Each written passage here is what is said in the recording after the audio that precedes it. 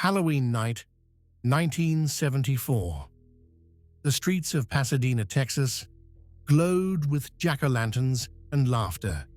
Children ran door to door, clutching their plastic pumpkins, dreaming of candy and costumes. But for one little boy, Timothy O'Brien, the sweetest night of the year became his last. Ronald O'Brien, a church-going father of two, took his children trick-or-treating with a family friend. They visited only a few homes.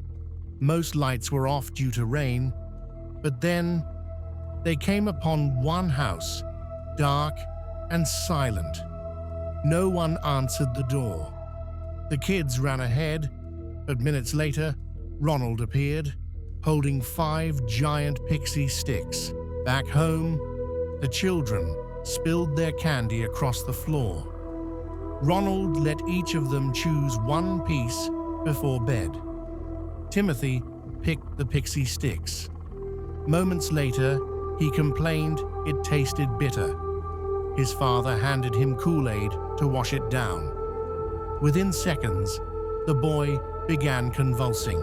Timothy collapsed in his father's arms, vomiting, choking, gasping for air. By the time they reached the hospital, it was too late. The autopsy revealed the cause: cyanide, enough poison to kill 2 grown men. Panic spread across Texas. Police urged parents to throw away their candy. Fear rippled through neighborhoods. Could a stranger be poisoning children? But the truth was even darker. When investigators questioned Ronald O'Brien, inconsistencies surfaced. He was deeply in debt, over $100,000, and had recently taken out life insurance policies on his children. Police soon discovered Ronald had purchased cyanide from a chemical supply store. His plan was simple: poison the candy, make it look random, and collect the insurance money.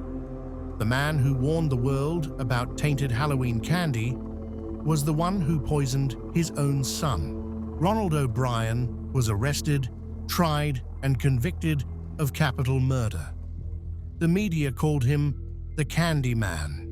He was executed in 1984, the same man who once led church songs about faith and family.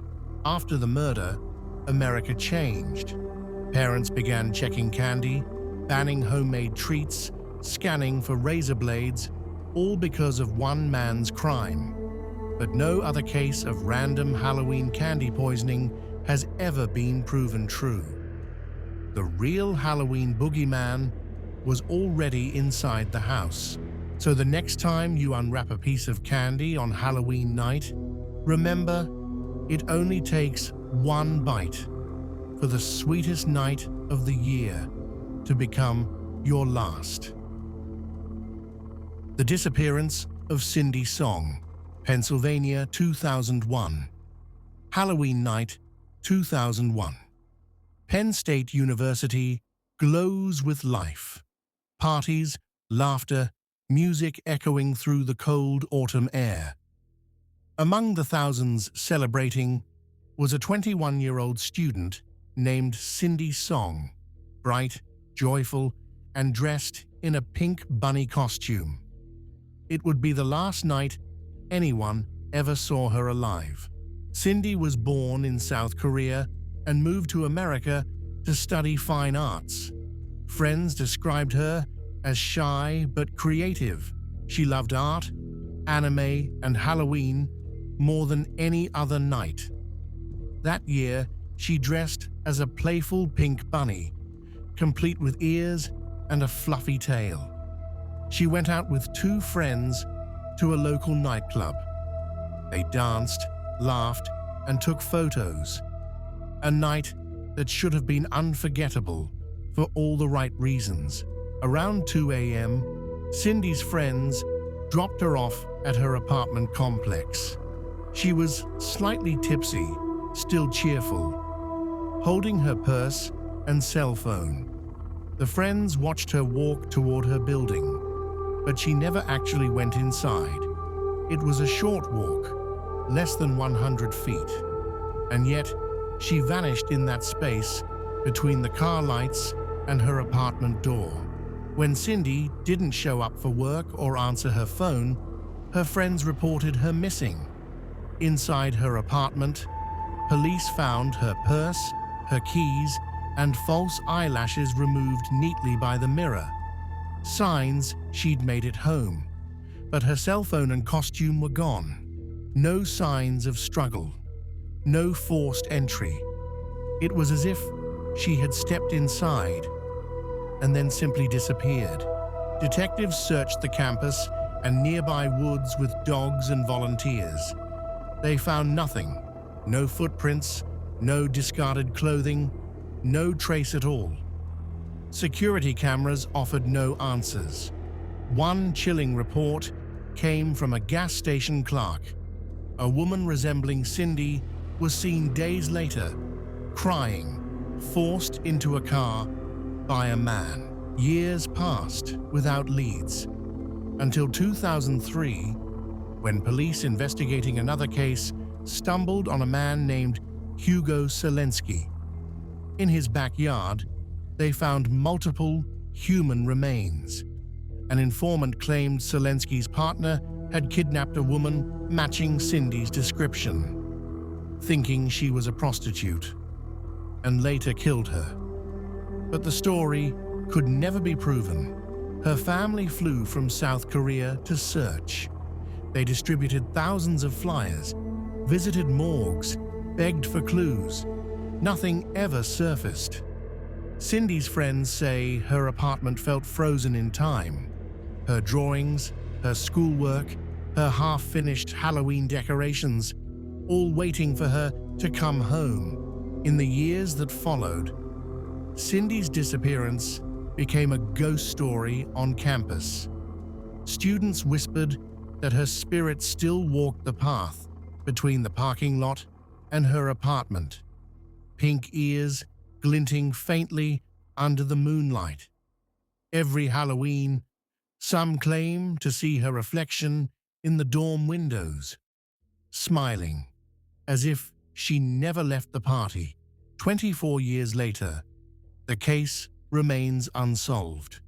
No body, no evidence, no closure, only theories, and the haunting question of what really happened between the laughter of Halloween and the silence of mourning.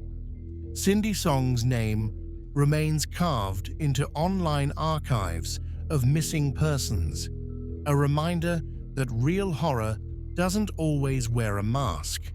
They say Halloween is when the veil between the living and the dead grows thin. Maybe Cindy crossed it that night, not by choice, but by fate. Or maybe the real monsters walked among us in plain sight. Either way, she never made it home. The real origins of Halloween. The night of Samhain. Long before Halloween was a night of candy and costumes, it was something far older and far darker.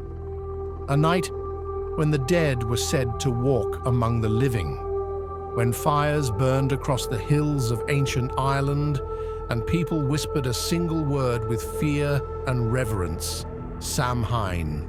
Over 2,000 years ago, the Celtic people celebrated Samhain, the end of harvest and the beginning of the dark half of the year. To them, this was not just a seasonal shift, it was the death of the year itself. The boundary between the living and the dead grew thin, and spirits were free to cross over. The Celts lit massive bonfires, dressed in animal skins, and offered food to wandering souls, hoping to appease them. On the night of Samhain, it was believed the dead returned home. Some were loved ones, others were spirits of the restless and vengeful. Families set extra places at the dinner table for visiting souls. But outside, in the cold darkness, Others roamed, whispering names, searching for warmth or revenge. To protect themselves from these wandering spirits, villagers began disguising their faces. They wore grotesque masks made from animal skulls and hides, believing the ghosts would mistake them for one of their own. The tradition of wearing costumes was born not from fun, but from fear. Sacrifices were made to the gods of the underworld, crops, animals, and sometimes more. Food was left on doorsteps to appease wandering souls. Those who refused to honor the dead were said to be cursed with sickness, madness, or worse. Among the spirits honored during Samhain was Kailech, the winter witch, a goddess of death and decay. Some believed she roamed the night, collecting the souls of those not ready to die. Others feared Aron, lord of the underworld, who rode a spectral horse through the fog, leading a pack of ghostly hounds. When Christianity spread through Europe, the church couldn't erase Samhain, so it tried to replace it. November 1st became All Saints' Day, and October 31st, All Hallows' Eve. But beneath the surface, the old beliefs refused to die. The fires still burned, the masks were still worn, the dead were still remembered. When Irish immigrants brought their traditions to America, the old rituals evolved. Pumpkins replaced turnips. Candles replaced bonfires. Children, once symbols of innocence, became tiny masked spirits, going door to door, demanding offerings just as the dead once did. Trick or treat, an echo of a warning that's thousands of years old. Even today, when the air turns cold and the leaves fall silent, some say the veil still lifts on October 31st. You might not see the spirits walking, but they see you. So when you light your jack-o'-lantern this Halloween, remember what it was truly meant for: to keep the dead away. The costumes, the candy, the laughter. It's all that remains of a festival built to survive the long night of the dead. So this Halloween, when you hear a knock at your door after midnight, ask yourself, are they really children asking for candy, or something far older, come to collect what's owed?